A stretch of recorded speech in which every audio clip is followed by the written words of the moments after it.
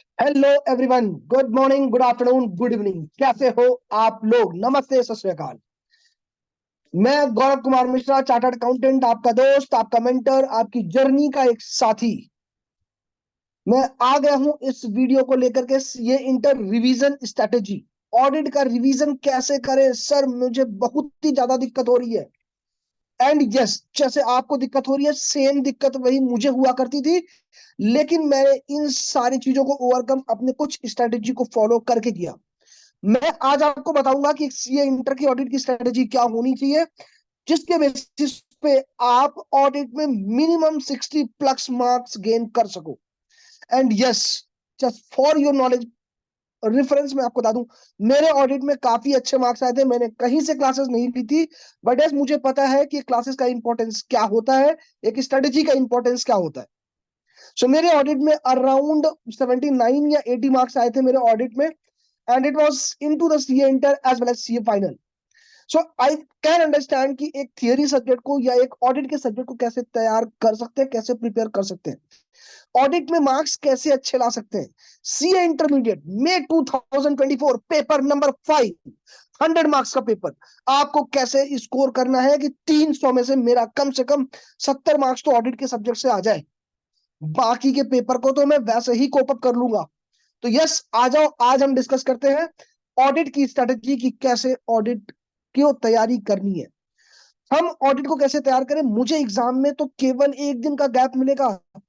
ओ तेरी तो सर, मुझे तो दिक्कत हो रही है सर, मुझे बिल्कुल भी समझ में नहीं आ रहा कि मैं एक दिन में ऑडिट की तैयारी कैसे करूंगा। इतनी स्टैंडर्ड है, एथिक्स भी पढ़ना है, ऑडिट ऑफ वेरियस एंटिटीज भी पढ़ना है, स्टैंडर्ड ऑन इंटरनल कंट्रोल भी पढ़ना है। सर मुझे कुछ भी समझ में नहीं आ रहा है, मैं सब भूल गया हूं। बिल्कुल नहीं, आपको टेंशन बिल्कुल नहीं लेना है। आपका भाई, आपका दोस्त, आपका साथी, आपकी प्रोफेशनल जर्नी का साथी आपके साथ यहीं पे है। और मैं वादा दिलाता हूं, भरोसा दिलाता हूं कि अगर आपके ऑडिट में 60 प्लस मार्क्स नहीं आएंगे मेरी स्ट्रेटेजी को प्रॉपर फॉलो करके, तब आप मुझे बताना पर्सनली कि सर मेरे नहीं है, आपने गलत बताया। मैं वापस से आपकी स्ट्रेटेजी के साथ जुड़ जाऊंगा। लेकिन यस, भरोसा रखो, उम्मीद रखो। मैं आपको उम्मीद दिलाता हूं कि आपके ऑडिट में 60 प्लस मार्क्स आने ही वाले हैं। मैं कोई बड़ी बातें नहीं करूंगा कि रैंकर्स से कैसे आते हैं, कैसे नहीं आते हैं। मेरा मानना थोड़ा सा अलग है कि रैंकर्स को रैंक कैसे आते हैं, क्या वो एकदम जीनियस लोग होते हैं? मैं अगर मेरे से पूछोगे तो मैं आपको सिंपली एक ही फंडा बताऊंगा कि नहीं, बिल्कुल नहीं। वो जीनियस लोग नहीं होते हैं जो आप समझते हैं। फर्क ये होता है कि आपकी पढ़ाई की स्ट्रेटेजी क्या है और मेरी पढ़ाई की स्ट्रेटेजी क्या, और रैंकर के पढ़ाई की स्ट्रेटेजी क्या, उन सारी चीजों में केवल एक डिफरेंस होता है, स्ट्रेटेजी और स्ट्रेटेजी। सो ऐसा क्यों नहीं है कि हम भी अपनी स्ट्रेटेजी को बनाए, एक स्ट्रेटेजी को चॉकआउट करें, जिससे कि मेरा एग्जीक्यूशन में टाइम कम लगे। लेकिन एक बार मैंने स्ट्रेटेजी बना ली तो मुझे पढ़ने में टाइम कम लगेगा। कम समय में ज्यादा मेहनत कैसे करनी है। एंड यस, मुझे अच्छे से पता है, क्योंकि मैंने जब अपने थियरी के पेपर दिए थे, सीए इंटरमीडिएट और सीए फाइनल में, तो यू विल नॉट बिलीव कि मैंने कितने कम समय में ऑडिट तैयार करा था। सो आ जाओ, सब लोग मेरे साथ आ जाओ। आप लोग यहीं पे सिंपल सा फंडा, क्या क्या प्रॉब्लम्स आप लोग फेस करते हो जब आप ऑडिट की तैयारी करोगे। तो मैंने यहाँ पे कुछ चीजें लिख रखी है कि क्या क्या आप प्रॉब्लम फेस करते हो मेरे दोस्त। सर सबसे बड़ा तो दिक्कत यही है कि सर मैं याद कैसे करूं। सर सेक्शन मैं सर कैसे याद करूं। सर ऐसे मैं कैसे याद करूं, ऐसे 700 तो याद ही नहीं होता सर। सर मुझे यही नहीं पता है कि मॉडिफाइड ओपिनियन क्या होता है, डिस्क्लेमर ऑफ ओपिनियन क्या होता है, एंड किस कंडीशंस में ये रेज होते हैं। कोई बात नहीं, आ जाओ यार, मैं सब कुछ आपको याद करवा दूंगा। सर मैं किस चीज पे फोकस ज्यादा करूं, मेरे को बिल्कुल भी समझ में नहीं आ रहा है कि मुझे कौन से टॉपिक पे ज्यादा फोकस करना है, कौन से टॉपिक पे ज्यादा फोकस नहीं करना है। सर पेपर बड़ा लेंदी है सर, पेपर नंबर 5, सर समझ में नहीं आ रहा 3 घंटे कैसे कटेंगे। बिल्कुल नहीं, मेरी स्ट्रेटेजी फॉलो करोगे, या जो भी स्ट्रेटेजी मैं आपको बता रहा हूं बेस्ड ऑन माई एक्सपीरियंस, जो कि मुझे किसी टीचर ने नहीं बताया। एक लेमैन बंदा अगर अपनी स्ट्रेटेजी फॉलो करके ऑडिट में या किसी भी थियरी पेपर में 70 प्लस मार्क्स लेकर के आ रहा है, तो क्यों लेकर के आ रहा है मैं वो बता दूंगा, वो स्ट्रेटेजी मैं बताऊंगा।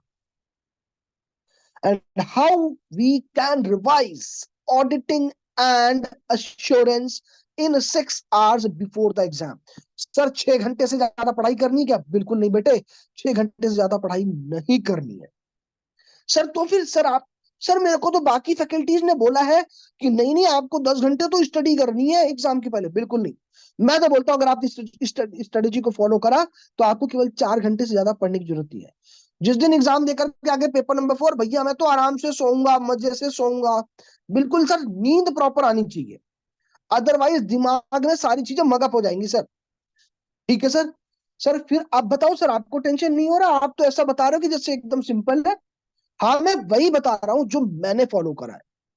एंड यस, 4 घंटे ही केवल आपको एग्जाम के एक दिन पहले पढ़ना है।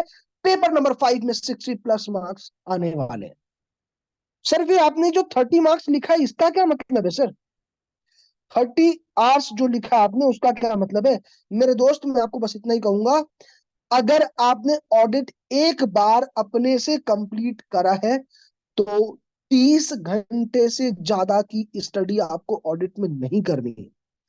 अगर आपने इन 3 महीनों में, फेब मार्च अप्रैल, अगर आपने इन 3 महीनों में केवल आपने 30 घंटे डेडिकेटेड दिए सब्जेक्ट टू, अगर आपने एक बार अपना पूरा सिलेबस कंप्लीट करा है, 30 घंटे से ज्यादा आपको नहीं देने, आपकी ऑडिट तैयार। सर ये तो आपने बता दिया, सर आपने तो 6 साल 7 साल 10 साल पहले एग्जाम दिया होगा। अरे बिल्कुल नहीं भाई, मैं भी आपके जैसे आज से 7 साल पहले मैंने भी एग्जाम दिए थे, और मुझे पता है कि स्ट्रेटेजी क्या है। मैंने एग्जाम को काफी क्लोजली ट्रैक किया हुआ है। मैं जब भी अपने मेंटीज को मेंटर करता हूं एग्जाम के लिए, मेरा एक्सपीरियंस ये रहा है कि हमेशा स्ट्रेटेजी गलत फॉलो होती है। सर सारी चीजें पढ़ लेंगे सर, ये इसमें से यार आ सकता है सर, सर ये वाला चैप्टर छूट गया इसमें से आ सकता है। अरे क्यों टेंशन लेते हो यार? जो चीज आपने 3 महीने में नहीं पढ़ी, वो आपको लगता है कि आप एक दिन में पढ़ लोगे तो हो जाएगा? भूल जाओ। दैट्स वाई आपको कॉन्सेप्ट फॉलो करना है, 30:6। कौन सा कॉन्सेप्ट फॉलो करना है आपको? आपको कॉन्सेप्ट फॉलो करना है 30:6। अगर आपने ये कॉन्सेप्ट फॉलो किया तो मेरा लिख करके ले लो कि आपके मार्क्स अच्छे बने। सर और क्या करना है? सर कुछ नहीं, सर बस मॉक टेस्ट सॉल्व करना है कि नहीं करना? बिल्कुल बेटा, एक मॉक टेस्ट पेपर तो करना ही था। एक मॉक टेस्ट पेपर अगर आपने लगा लिया अच्छे से, you will assess your self. यार हाँ, ईमानदारी से अगर तुमने मेहनत करी है तो आपको क्या क्या बेनिफिट मिलने वाला है, वो पूरा का पूरा पेपर आपको बता देगा कि हाँ क्या हो रहा है क्या नहीं हो रहा है। So let's come to this. Sir सबसे बड़ी बात ये होती है कि ठीक है सर आपने बता तो दिया, मतलब तो कैसे भरोसा करूं सर? आ जाओ भाई मेरे, तुम लोग आ जाओ, my dear brother sister and my friends, भाइयों एवं बहनों, आप लोग इधर आइए। सिंपल सा फंडा है, मैं कुछ चीजें लिखता जाऊंगा, बस आपको देखना है, नोट करना है तो करिए, नहीं करना है तो मत करिए, बस आप केवल सुनते जाइए। केवल अगले 30 मिनट तक आपको सारी चीजें अपने मोबाइल को एरोप्लेन मोड पे डालना है। अगर आप मोबाइल से वीडियो देख रहे हो तो आप कंटिन्यू करो,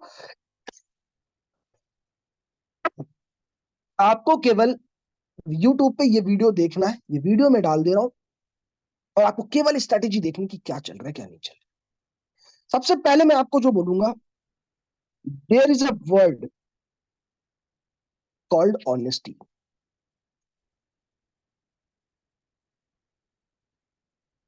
देयर इज अ वर्ड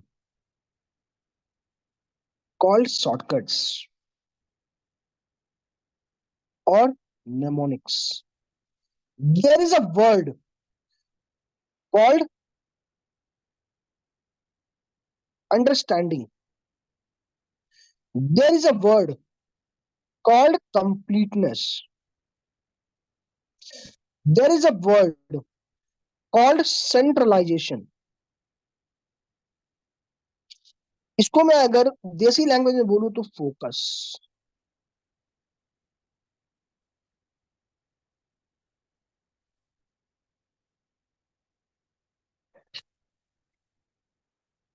अब आप मेरे को बताओ, ऑनेस्टी।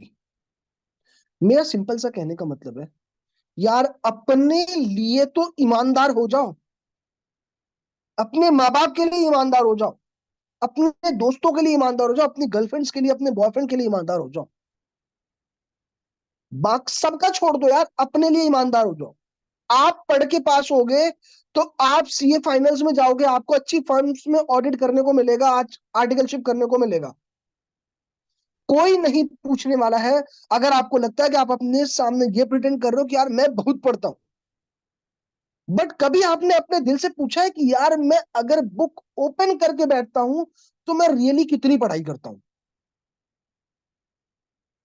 कहीं ऐसा तो नहीं है कि मैं यूट्यूब के रील्स को हर एक घंटे बाद स्क्रॉल कर रहा हूं?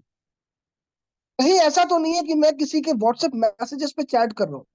जरूरी है कि मुझे एक एक घंटे के बाद में व्हाट्सएप तो देखना ही देखना है कि भैया किसके व्हाट्सएप पे चैट आए, किसके नहीं आए। किताब खोल के बैठे हो, 12 घंटे भी बैठे हो, कोई फर्क आपको नहीं पड़ने वाला है।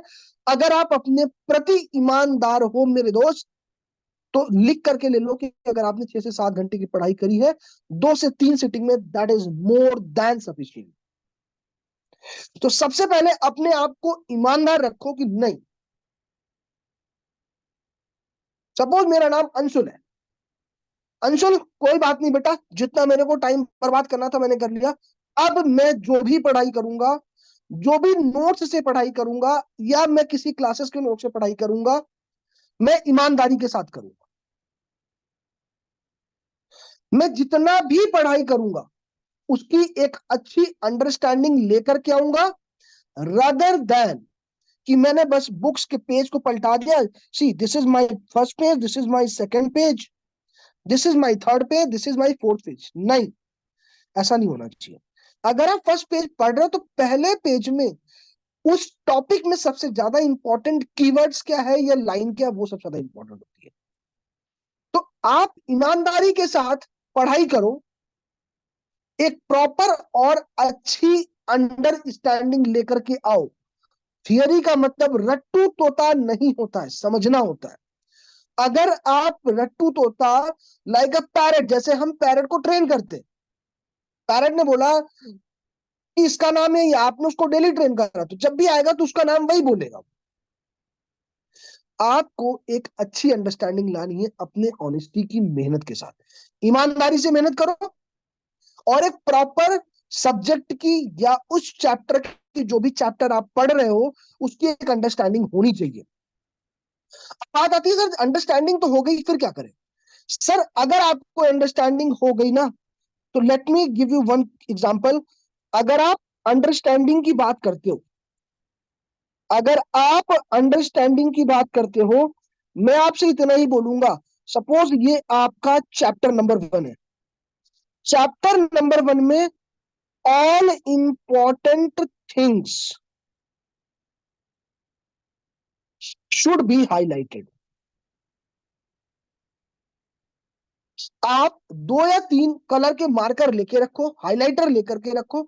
चैप्टर 1 से जो पढ़ाई कर रहे हो आप, उसमें क्या क्या इंपॉर्टेंट चीजें, बगल में, बुक के बगल में स्पेस है तो आप उसमें लिख लो, छोटे से फॉन्ट साइज 9 या 10 के फॉन्ट साइज में आप अपने पेन से लिख लो कि इसमें सबसे ज्यादा इंपॉर्टेंट क्या है, या आप उसको हाईलाइट करके रख लो। क्यों मैं बोल रहा हूँ?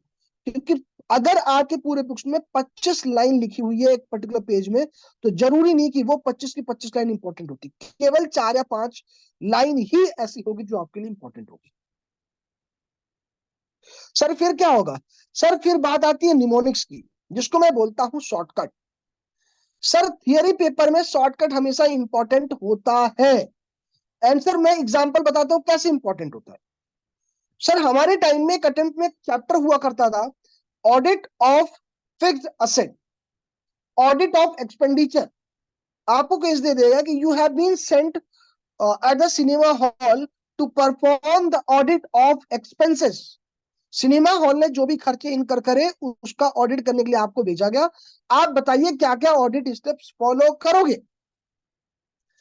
अब आप मुझे बताओ कि मैं किसी भी खर्चे की ऑडिट करूं, चाहे परचेज की करूं, चाहे किसी सैलरी पेमेंट का करूं, चाहे किसी कॉन्ट्रैक्ट लेबर के पेमेंट का करूं, चाहे किसी सर्विस के पेमेंट से रिलेटेड करूं, मैंने क्या करा, मैंने उस टाइम पे एक निमोनिक्स बना के रखा था, एक शॉर्टकट बना के रखा था। जिसको हमने शॉर्टकट में बोला था PREAL। पी का मतलब होता है पी का मतलब होता है प्रीलिम्स। अभी अगर आपको सिनेमा हॉल में जाके ऑडिट करनी है कि भैया सिनेमा हॉल को ऑडिट करना, आपको कैसे करोगे? या तो आप पूरी 50 चीजें 100 चीजें लिख करके लेके आइए, उसको याद रखिए। या तो ऐसा करिए कि जो जो स्टेप्स सारे में कॉमन है, क्या हम उनको एक जगह से बकेटाइज कर सकते हैं? बिल्कुल कर सकते हैं। हमने सर क्या करा, उसमें एक शॉर्टकट बनाया, PREAL। अब चाहे तुम मेरे से मैन्युफैक्चरिंग कंपनी ऑडिट का स्टेप पूछ लो, चाहे सिनेमा हॉल का पूछ लो, चाहे स्कूल का पूछ लो, चाहे किसी का पूछ लो। पी का मतलब होता है प्रिलिमिनरी, आर का मतलब होता है रिसिट, ई का मतलब होता है एक्सपेंडिचर, ए का मतलब होता है असेट, एल का मतलब होता है लायबिलिटीज। अब हमने क्या करा, प्रिलिमिनरी में क्या क्या फैक्टर्स होते हैं वो हमने यहाँ पे नोट डाउन करा, इसका भी शॉर्टकट था। रिसिट में जाके क्या क्या चेक करूंगा, उसका हमने यहाँ पे शॉर्टकट रखा। एक्सपेंडिचर में क्या था, उसके भी हमने निमोनिक्स बना लिए। असेट एंड लाइबिलिटीज के क्या है, उसके भी हमने निमोनिक्स बना लिए। सर हुआ क्या ना, मेरे ऑडिट के पेपर में 2 क्वेश्चन ऐसे ही आ गए 10 मार्क्स में।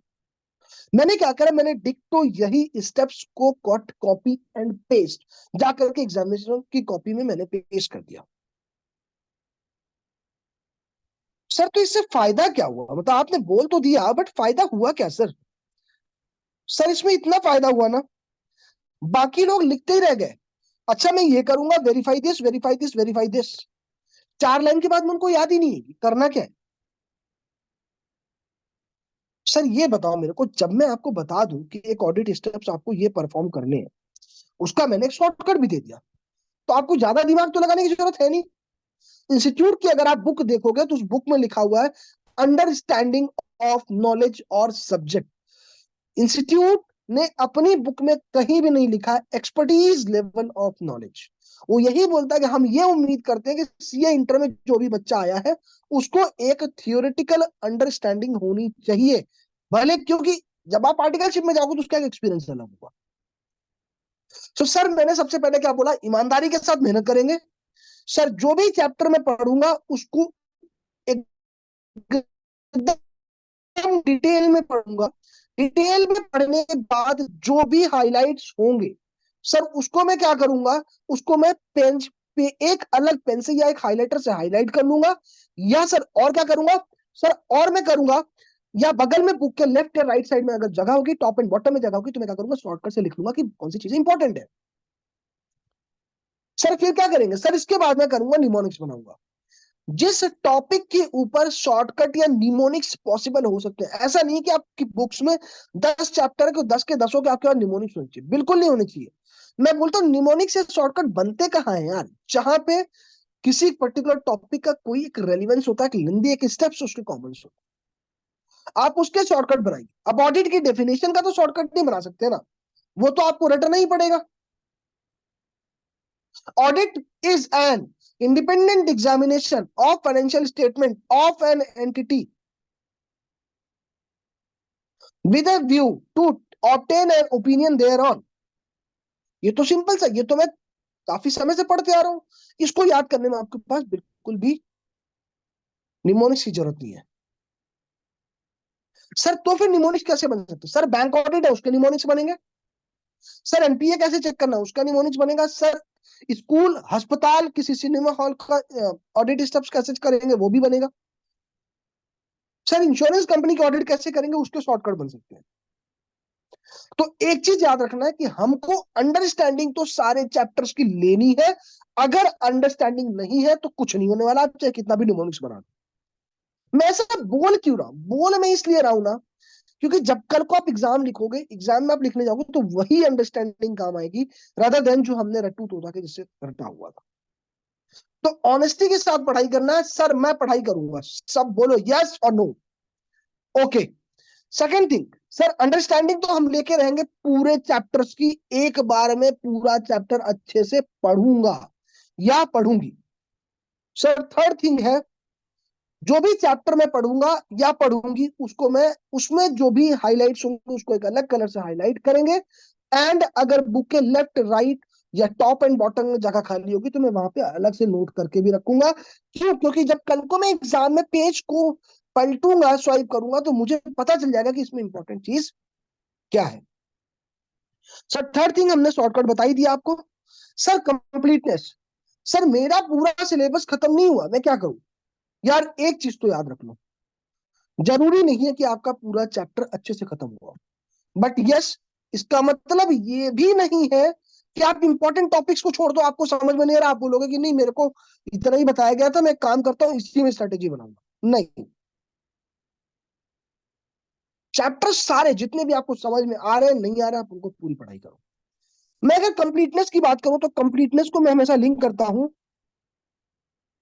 रिस्क बेस्ड, जो कि मेरा फोकस से भी लिंक है। सर इसका मतलब क्या होता है? सर मैं पूरे के पूरे 20 चैप्टर नहीं पढ़ूंगा, लेकिन 20 में से जो 80% वैल्यू या 90% वैल्यू कवर करते मैं उसको जरूर पढ़ने वाला हूँ। क्यों sir? There is a concept, costing में कॉन्सेप्ट होता है परीटो एनालिसिस। परीटो एनालिसिस ने क्या बोला कि भैया 20% आपको खाली, 80% आपको जो है मेहनत वहां पे करनी, जो कि 20% वैल्यू आपको, सॉरी 20% मेहनत आपको वहां करनी जहां पे 80% की वैल्यू डिराइव होती है। सो आई थिंक अब आपको समझ में आ गया होगा, ईमानदारी के साथ मेहनत करनी है, एक अच्छी अंडरस्टैंडिंग होनी चाहिए सारे चैप्टर्स के साथ में। जो भी आपको उस चैप्टर में अच्छा लगा उसको एक अलग से हाइलाइटर से हाईलाइट करके रखो, और उसको अगर आपके बुक में लेफ्ट राइट या बॉटम टॉप में आपके पास जगह है तो वहां पे भी आप उसको नोट करके रखो। सर जहां पे शॉर्टकट पॉसिबल है वहां पे शॉर्टकट बनाइए, रदर देन हर जगह शॉर्टकट, क्योंकि उस शॉर्टकट के चक्कर में आप सारा कुछ भूल जाएंगे। एंड सर लास्ट पार्ट है कि आपको फोकस स्टडी करनी है, सेंट्रलाइज स्टडी करनी है। अब सर बात आती है मैं पढ़ूं कैसे? सर आपने बता तो दिया, ज्ञान की बातें तो खूब होती हैं सर। सर आप बता दो पढ़ना किससे? अगर आप पर्सनली मेरे से पूछोगे, पर्सनली अगर आप मेरे से पूछोगे, मैं बोलूंगा आज की डेट में आईसीआई का जो स्टडी मटेरियल है, आईसीआई का जो स्टडी मटेरियल है वो आपके लिए गीता, कुरान या बाइबल का काम करता है। मैं बोलूंगा एक ही चीज, हाई कोर्ट में बोलते हैं ना कि जज साहब मैं कसम खाता हूं या खाती हूं कि मैं जो भी बोलूंगा सच बोलूंगा, सच के सिवा कुछ नहीं बोलूंगा। और हम तो वैसे भी चार्टर्ड अकाउंटेंट हैं और बनने वाले चार्टर्ड अकाउंटेंट हैं। अज्यूम करो कि आप चार्टर्ड अकाउंटेंट नहीं, और हम तो सच बोलते ही हैं। क्लाइंट का टैक्स भी हम बचाते हैं अच्छे से, वो हम सच बोल के ही बचाते हैं। तो द थिंग इज, मेरे पर्सपेक्टिव से अगर आप पूछोगे ना तो मैं आपको सिंपली एक चीज बोलूंगा, आईसीआई का स्टडी मटेरियल बेस्ट है। आईसीआई के स्टडी मटेरियल को अगर आपने अच्छे से गो थ्रू कर लिया है, उसके अपने नोट्स अगर आपने बना लिए हैं तो that is far better. Sir अभी क्या करें सर, नोट्स बनाए कि नहीं बनाए? सर मैं आपको बोलूंगा ना, आपको मैंने ऊपर जो बताया ना, इसके अलावा एक इसमें चीज इंपॉर्टेंट होती है, सबसे इंपॉर्टेंट चीज होती है सेल्फ नोट्स। आप किसी भी फैकल्टी के नोट्स पढ़ लो, मेरा जो मानना है जब तक आप खुद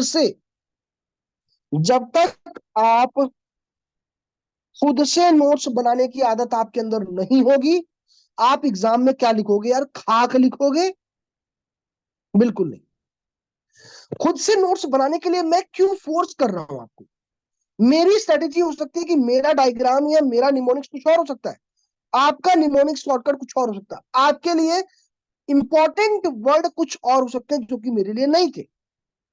बट यस, फैकल्टी के साथ में अगर आप क्लासेस करो तो फैकल्टी के साथ भी अपने आप को अलाइन करो, लेकिन नोट्स खुद के बने होने चाहिए। एंड एक चीज याद रखना, मैं ऑडिट में बोलता हूं कि 10 पेज से ज्यादा का अगर आपका नोट्स है तो आपका रिवीजन एकदम खराब है। अगर मैं 10 पेज की बात करूं ना, तो दोनों साइड मिलाकर के 10 पेज, मतलब 5 पेजेस इंटू 2 साइड्स। सर ये पॉसिबल थोड़ी ना, आप तो कुछ भी बता दे रहे हो सर, इम्पॉसिबल। ऐसा ऐसे कौन करता है सर? सर मेरी पूरी बुक जो है इतना 250-300 पन्ने में, यार यही तो बात है ना, यही, इसी को तो मैं बोल रहा हूं, this is called as strategy. अगर आप एक चैप्टर का टॉपिक, एक चैप्टर अगर आपको मैं अभी दिखाऊंगा, अगर उसके नोट्स आपने आधे पेजेस में बना लिए, मतलब आप प्रिपरेशन जबरदस्त कर लो। तो आपका जो ऑडिट का नोट्स होगा ना, वो 10 to 12 पेजेस से ज्यादा नहीं होना चाहिए। अगर ये हो रहा है तो वापस से आपको इतना रिवाइज करना है कि वो नोट्स केवल 10 से 12 पेजेस में लिमिटेड हो जाए।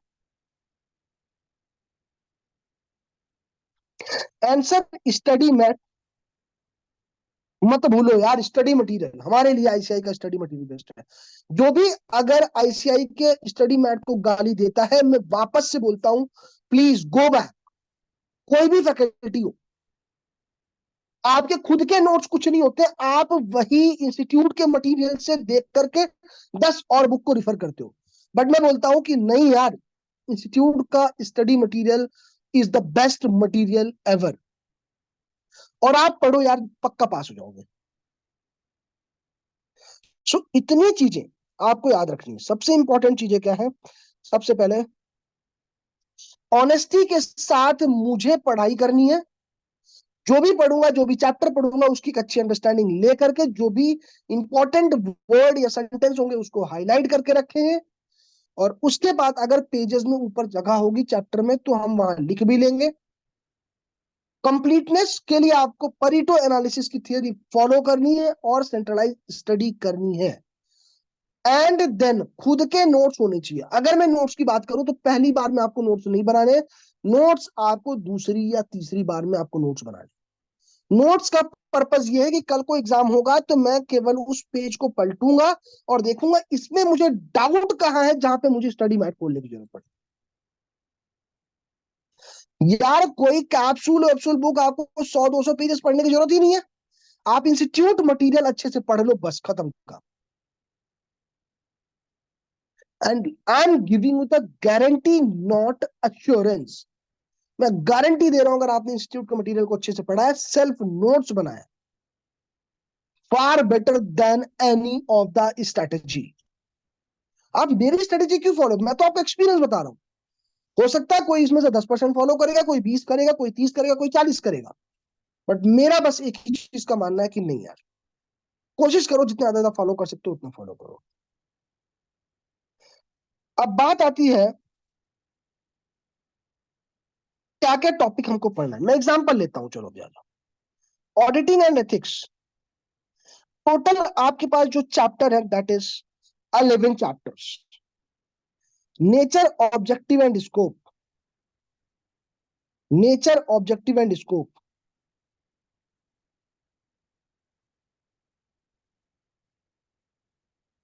कुछ नहीं है यार, मतलब इतना पिद्दू सा, ये तो 15 मिनट का टॉपिक है यार। मैं समरी में बता रहा हूं, बाद में मैं आपको डिटेल स्ट्रेटेजी बताऊंगा कि क्या होना चाहिए। मतलब कौन से टॉपिक आपको पहले पढ़ने, कौन से बाद में पढ़ने। अभी जैसे देखो, नेचर, ऑडिट एंड स्कोप, इसका जो नोट्स है ना, अगर आपने इसको हाफ पेजेस में बना लिया तो more than better. Audit strategy, planning and audit program, this is one of the important topic. Risk assessment and control, sir आपने इसका नाम कहां से ले लिया, यही तो मेरे को सता रहा है। सर ये ऐसे 300 की सीरीज में जो 310, 315, 300, सर यही तो टफ है। मैं वही तो बोल रहा हूँ कि इसमें आपको इंपॉर्टेंट ढूंढना कि क्या पढ़ना है। Next is your audit evidence. ये भी पहले एक ऐसे के फॉर्म में हुआ करता था। ये भी पहले एक ऐसे के फॉर्म में हुआ करता था, अभी इसको इन्होंने एक अलग सा चैप्टर बना दिया, ऐसे 500 ऑडिट एविडेंस। अब आप देखो यहाँ पे इंस्टीट्यूट ने कितना अच्छा बना के रखा यार। मतलब आपको नोट्स केवल इतने पेजेस में ही बनाने हैं। मैं बात इतना याद रख लो बस आप लोग, उससे ज्यादा आपको याद करने की कुछ भी जरूरत नहीं है। करेक्ट। अब आप देखो यहाँ पे मैं एग्जांपल लेता हूँ, कितने पेजेस का है ये। अगर मैं इसकी बात करूं तो the total pages is coming around probably, ये तो काफी बड़ा टॉपिक है यार। मतलब आप देख रहे हो ये तो page, it is more than 70 pages. But आप मेरे को बताओ कि आप कैसे करोगे यार।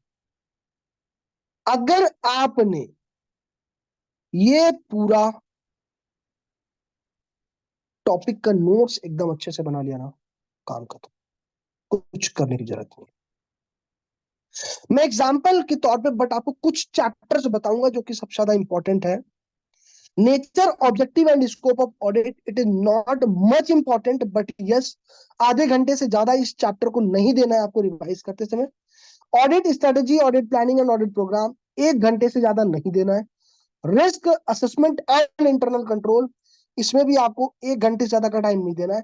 ऑडिट एविडेंस SF 500 केवल आधे घंटे में खत्म होना चाहिए, 25 मिनट में खत्म होना चाहिए, उससे ज्यादा में नहीं खत्म होना चाहिए। ऑडिट ऑफ फाइनेंशियल स्टेटमेंट, यार इसमें तो 1 घंटा आपको लेना ही लेना। ऑडिट डॉक्यूमेंटेशन, अब मैं बात करूं कि ऑडिट डॉक्यूमेंटेशन SF 580, इसको भी आपको आधे घंटे में ही खत्म करना है। कंप्लीशन एंड रिव्यू और audit report, this is one of the most crucial chapter as well, जहां पे SS 700 की सीरीज आती है। And special features of audit of different type of entities, ये आपका एक और भी इंपॉर्टेंट चैप्टर है जो आपको पढ़ना है।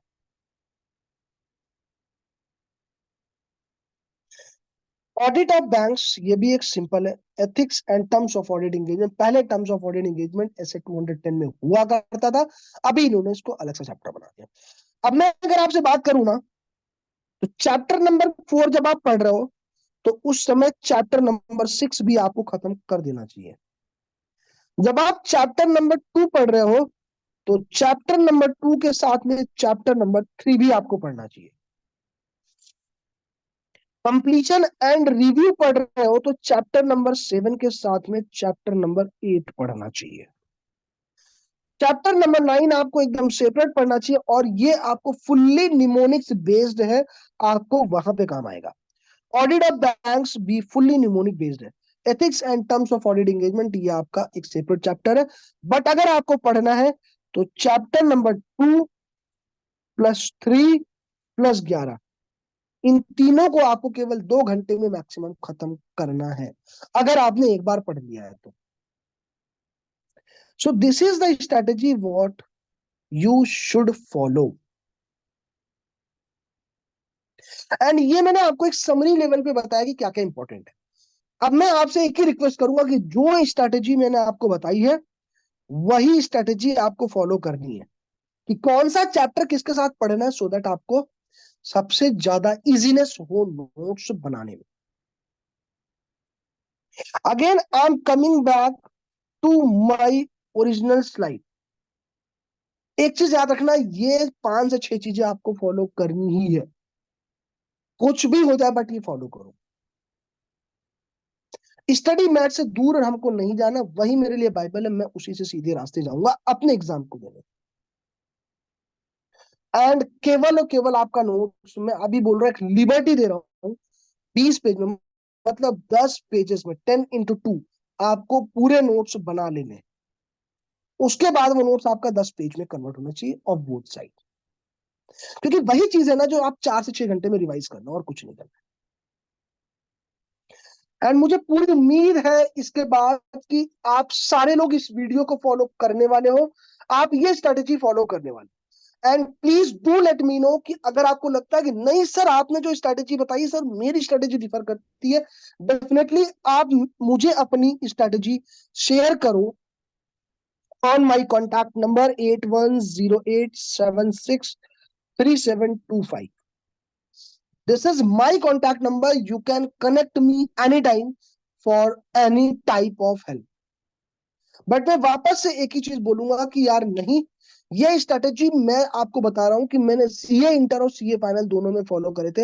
एंड मेरे लिए information system control and audit, जो कि सीए फाइनल में इंपॉर्टेंट सब्जेक्ट हुआ करता था, जिसमें कई लोग फेल भी होते थे, इवन मैं भी हुआ फर्स्ट अटेम्प्ट में, बट सेकेंड अटेम्प्ट में जब मैंने यही स्ट्रेटेजी फॉलो करी तो मेरे इसका में आए थे 76 marks, which is really a some miracle for me. तो मैंने आपको जो मेरा एक्सपीरियंस रहा है ना, मैंने उसके बेसिस पे बताया कि भाई आपको कैसे पढ़ाई करनी है, कैसे ऑडिट की तैयारी करनी है। एंड यस, काफी लोगों के मेरे पास कॉल्स आए थे, काफी लोगों का मेरे पास एक रिक्वेस्ट था कि भैया आप मेरे को ना ऑडिट का एक नोट्स बनाओ या ऑडिट के कुछ फास्टर क्लासेस लेकर के आओ। मतलब हम लोग बस केवल उस क्लासेस को देखे, वीडियो को देखे सब कुछ हो जाएगा। And it's based on that demand, I'm coming up with one of the most awaited class, CA inter fast track audit class, केवल और केवल 30 घंटों का क्लास है ये। 30 घंटे की क्लास होगी, आपकी 10 वीडियोस में होगी, मींस 3-3 घंटे की वीडियोस होगी, या छोटे छोटे वीडियोस में बना करके आपके मल्टीपल पार्ट्स में कर दूंगा। बट यस, बिलीव करो 30 घंटे से ज्यादा का ये वीडियो नहीं होगा, उससे कम हो सकता है। बट इसका मतलब ये नहीं है कि मैं क्वालिटी ऑफ कंटेंट को दूर रखूंगा, बिल्कुल नहीं। मैं क्वालिटी ऑफ कंटेंट मेंटेन करके रखूंगा आपके लिए। Also I will provide my own notes, hand written notes, जो आपको पढ़ना है जैसे मैंने पढ़ाई करी थी। एंड आपको मैं पूरा भरोसा दिलाता हूं कि आप उसको फॉलो करने के बाद में 60+ मार्क्स जरूर गेन कर पाओगे। एंड यस सर, वो क्लासेस कब से मिलेंगी आपको? वो क्लासेस 15 फरवरी से सीए गुरुकुल के ऐप पे आपको वो सारी क्लासेस मिल जाएंगी। आप जाओ अपने प्ले स्टोर पे, सीए गुरुकुल ऐप को डाउनलोड करो और वहां पे क्लासेस मिल जाएंगी। मैं वहां पे मेंटोरशिप देता हूं, वहां पे आपको मिल जाएंगी। And yes, you can also connect me at any point of time, 8108763725। आप इस पे मुझे कॉल करो। कोई भी स्ट्रेटेजी में आपको लगता है कि नहीं, कि मेरी सर आपने ऑडिट बता दिया, सर बाकी के चैप्टर्स बता दो, बाकी के सब्जेक्ट में कैसे करनी स्ट्रेटेजी, डेफिनेटली मैं उसके लिए कुछ वीडियोस बना के डालूंगा यूट्यूब पे, जो कि मुझे लगता है कि आप लोगों के लिए वो हेल्पफुल होने वाली है। एंड यस मेरे दोस्त, मैंने आपको जैसा स्टार्टिंग में बोला था कि आपका दोस्त, आपका साथी, आपकी जर्नी का साथी, भरोसा रखो आपकी जर्नी का साथी मैं रहूंगा। मेरा बस एक ही टारगेट है कि आप सबके अच्छे मार्क्स आने चाहिए। एंड यस, आप लोग सीए जल्दी से बन जाओ, सब लोग सीए फाइनेंस में पहुंचो, सीए इंटरमीडिएट क्वालिफाई करके। Thank you so much and goodbye. Thank you so much.